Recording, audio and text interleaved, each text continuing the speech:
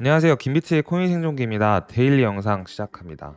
오늘 같이 보실 거는 비앙코 리서치라는 회사에서 낸 리서치 자료입니다. 일단 9가지 스레드가 있는데요. 첫 번째부터 함께 보시도록 하겠습니다.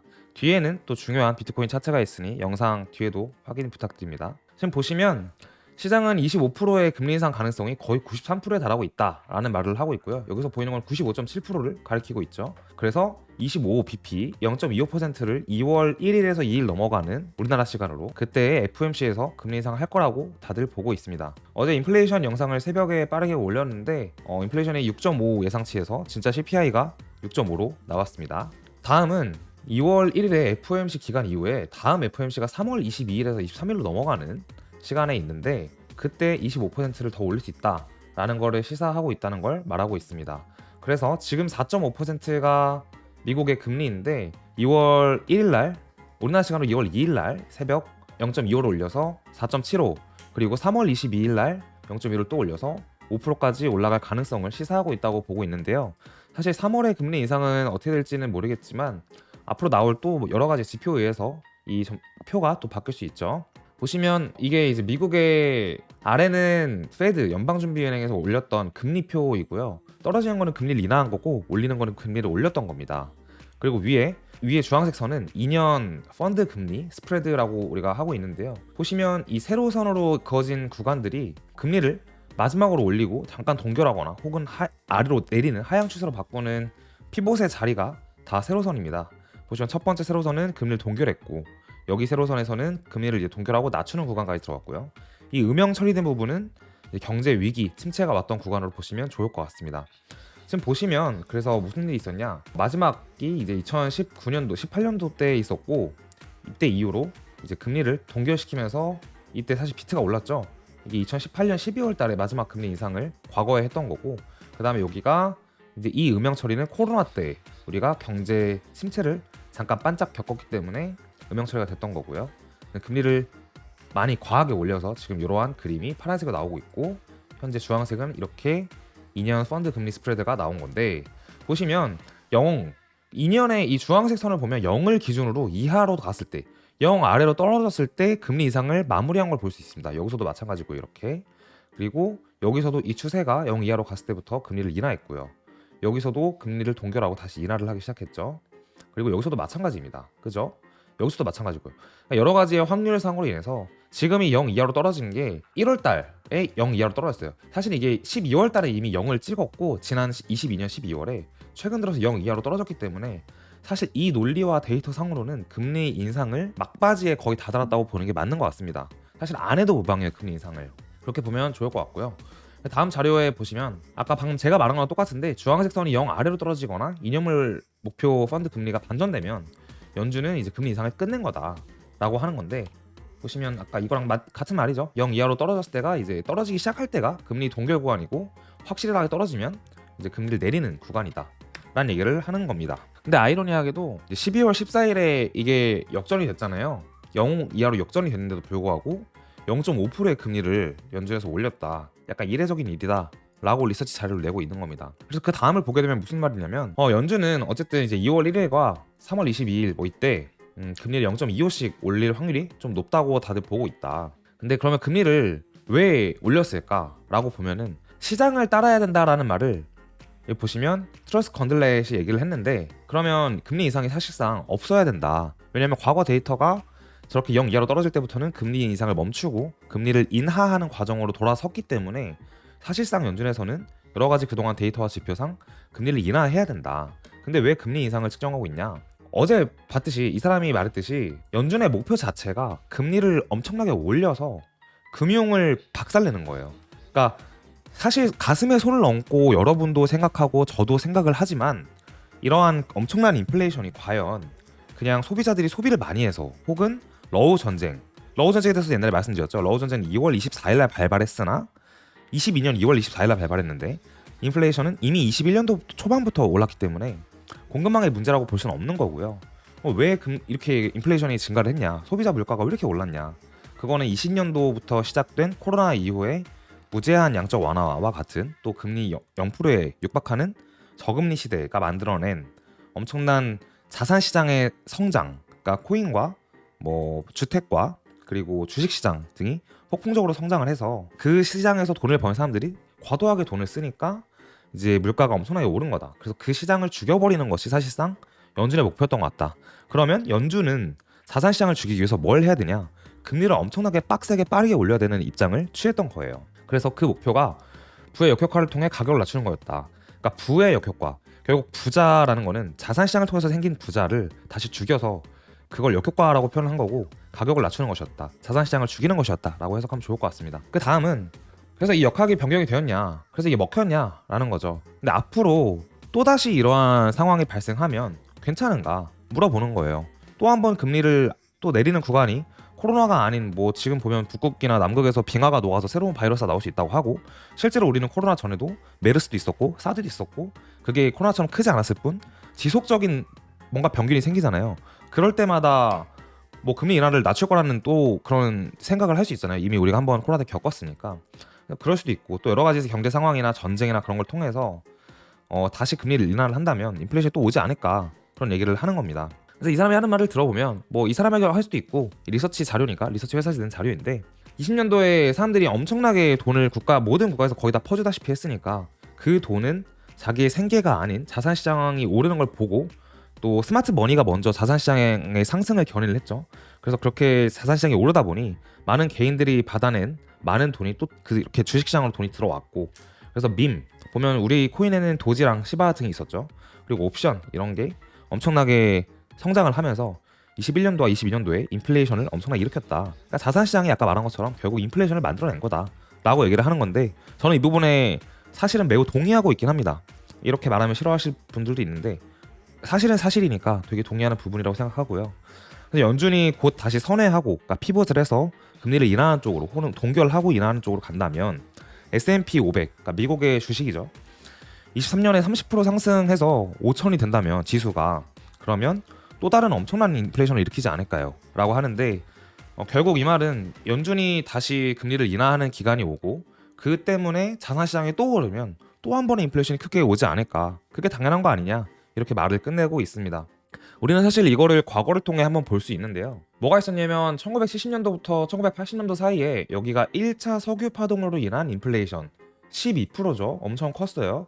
그 다음에 1차 석유 파동이 종료되고 나서 좀 잠잠해졌다가 다시 2차 석유 파동으로 인해서 또 한 번 14가 넘게 인플레이션이 왔었는데 소비자 물가지수가 이렇게 올랐었는데 이게 사실은 이 구간에 1차 석유 파동이 종료되자마자 연준에서 금리를 좀 빠르게 내렸어요.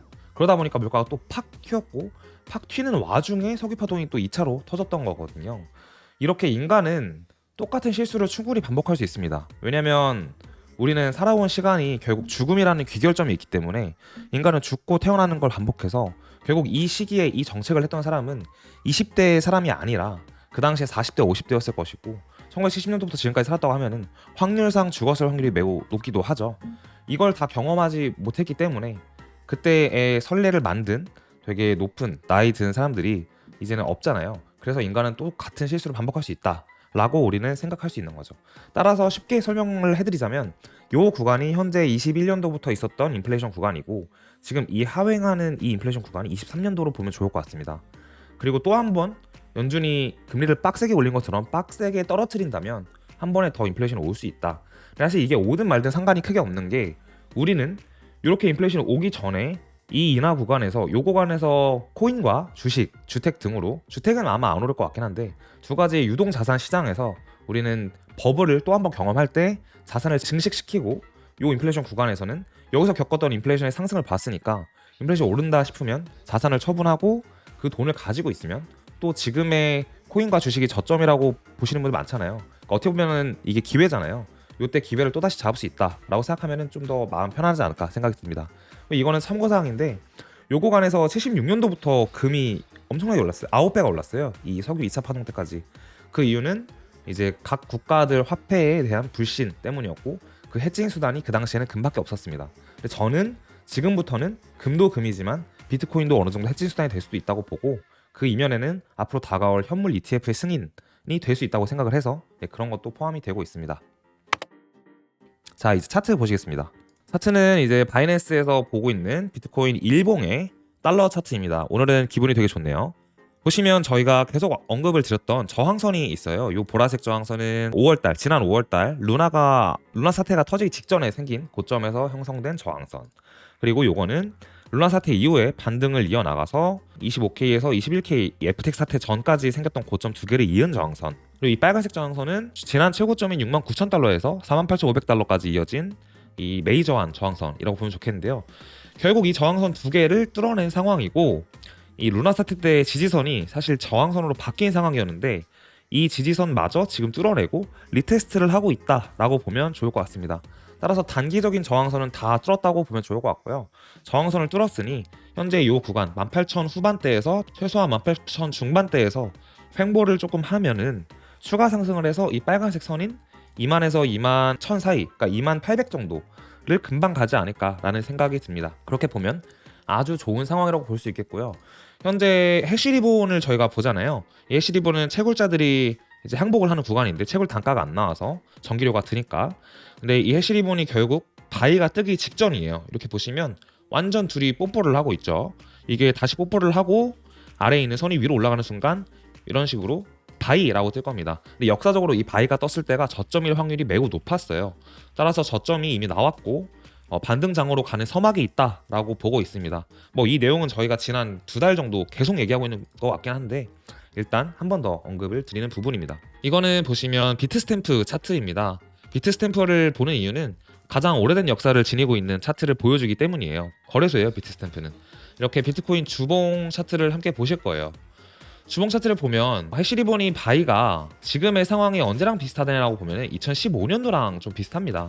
이때 바이가 한번 떴었고 그 다음에 또 한 번 바이가 뜨는 구간이 있었는데 이때 반등을 살짝 줬다가 다시 떨어져서 쌍바닥 형태로 만들고 이제 장이 엄청나게 좋아진 상황을 우린 볼 수 있는데 이거랑 지금 비슷한 상황이에요. 왜냐면 지난 바이가 떴는데 반등은 그럴싸하게 오지 않았고 재차 하락을 해서 이제 다시 올라가는 구간이 남은 거죠. 이때가 한 번 있었고 또 지금과 같은 게 코로나 때가 있었습니다. 근데 코로나 때는 조금은 달라요. 코로나 때는 이 빨간색 선이 단감기가 있던 시간이에요.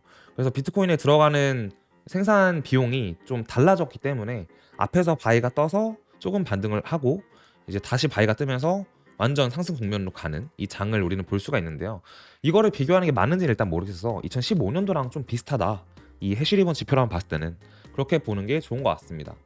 그리고 이제 여러분들이 많이 궁금해하시는 이더리움 보겠습니다. 이더리움의 달러 차트인데요. 달러 차트는 단기적으로 8월 달부터 형성된 저항선이 있었고 지난 6월 달부터 형성된 지지선이 있습니다. 이때 이더리움이 더 많이 비트코인만 떨어졌는데 그 이유는 루나 사태 이후에 셀시우스라는 회사가 일주일에 5만 더씩 매도를 해야 했기 때문에, 그리고 알라메다 리서치도 팔아서 이때 루나 때 이더리움이 좀 많이 떨어졌었는데 어쨌든 이 삼각 수렴을 하고 있었는데요. 어제 수렴의 저항선을 맞고 현재 조정에 살짝 들어와 있습니다. 그래서 이게 돌파를 한다면 더 올라갈 여력이 충분히 있고 돌파하지 않는다면 다시 수렴을 그리면서 시장을 이어나가겠죠.